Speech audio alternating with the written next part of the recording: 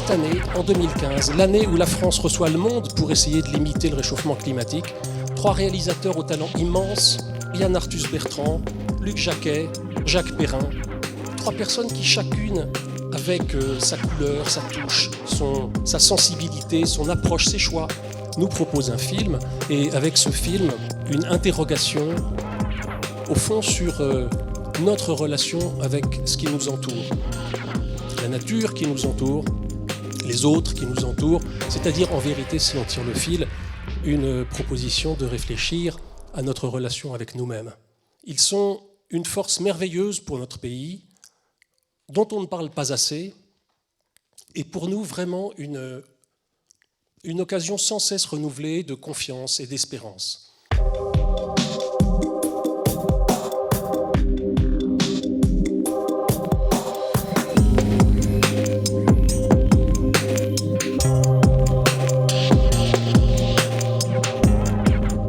J'aime faire des choses qui n'ont jamais été faites, c'est vrai. En vieillissant, on a envie de faire des films qui servent à quelque chose. Puis parler d'humanité, c'est... Voilà, il faut faire ça avec modestie, humilité. Il faut savoir pourquoi on va couper, pourquoi on va mettre celui-là. C'est de regarder le monde avec plus d'empathie, plus d'amour, plus de gentillesse, plus de bienveillance qui va changer les choses.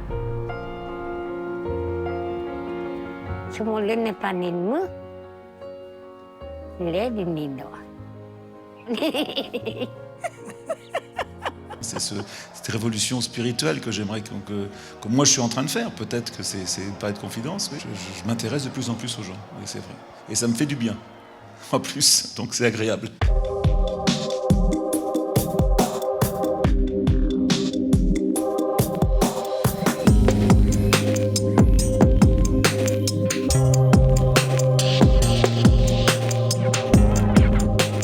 Je voulais faire un hommage à la science, je voulais faire un hommage à ce formidable lanceur d'alerte qui a été Claude Lorius, et je voulais faire un film sur le processus long de la science qui part parfois un peu par hasard sur une piste et qui 30 ans plus tard permet effectivement d'amener une connaissance qui va orienter littéralement des choix fondamentaux pour l'humanité.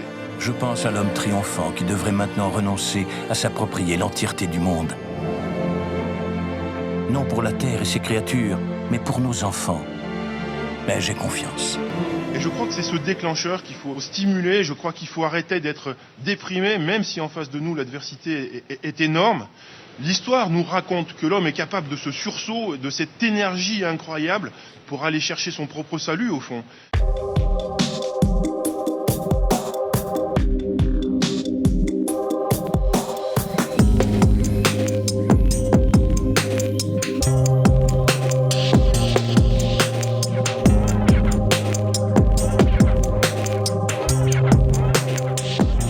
Nous sommes attachés avec Jacques Luzeau, qui a réalisé le film avec moi, à la préparation, comme des acteurs, de certains animaux, mais non pas à ce qu'ils deviennent des animaux dressés, mais des animaux qui restent complètement libres, sans être gênés par la présence de l'homme.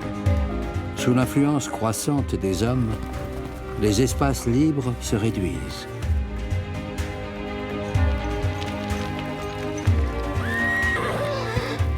Au printemps de ce nouveau siècle, une cohabitation apaisée avec nos voisins de planète voit le jour. Quand on va dans une petite province, ici et là, il y a telle personne qui connaît telle forêt, qui connaît tel bois. Parce que le platane, on le connaît de moins en moins, l'orme, on le connaît de moins en moins. Il y a nombre d'arbres qui disparaissent. Et on finissait par vivre avec. Mais c'est catastrophique. Donc, puisque c'est catastrophique, il est temps de se reprendre et de se dire, la planète et le monde de demain, nos forêts, elles seront ce que nous voulons qu'elles deviennent.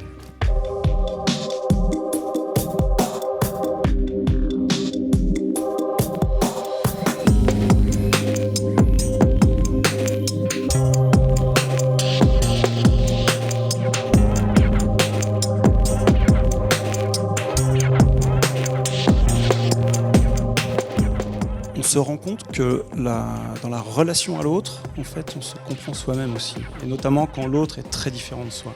Et du coup, tout le projet Entourage vise à changer le comportement du grand public en disant parle, rentre en relation, établis une vraie relation avec la personne qui est très différente, que tu croises tous les matins. Et tous les gens dans l'association qui travaillent avec nous ont commencé par faire cette expérience et cette découverte de dire mais finalement la relation avec la personne exclue, elle me rend aussi ma dignité à moi, elle m'humanise aussi moi-même.